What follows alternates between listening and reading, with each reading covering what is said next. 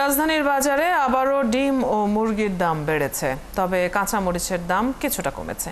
বাজারে ডজন প্রতি সাদা ডিম 110 ও লাল ডিম 120 টাকায় বিক্রি হচ্ছে। সোনালী মুরগি বিক্রি হচ্ছে 300 টাকায়, যা গত সপ্তাহের তুলনায় কেজিতে 20 থেকে 30 টাকা বেশি। ব্রয়লার মুরগির দাম 10 থেকে 20 টাকা বেড়েছে। দুদিন আগেও কাঁচামরিচ 300 থেকে 400 টাকা কেজি ছিল, সেই মরিচ আজ বিক্রি হচ্ছে 140 থেকে 170 টাকায়। সব ধরনের সবজি 40 থেকে 100 টাকায় পাওয়া যাচ্ছে। সব ধরনের চালের দাম গত সপ্তাহের মতোই রয়েছে। দেশি মাছের দাম কিছুটা চড়া, ইলিশের দামও হাতের নাগালের বাইরে। তাছাড়া তেল, চিনি, মশলার বাজার অপরিবর্তিত আছে। গরু, খাসি ও মহিষের মাংস আগের দামেই বিক্রি হচ্ছে। আজ কাঁচা বাজারের দাম বেশি, বুঝছেন, কেজিতে 10 টাকা, 15 টাকা, 20 টাকা।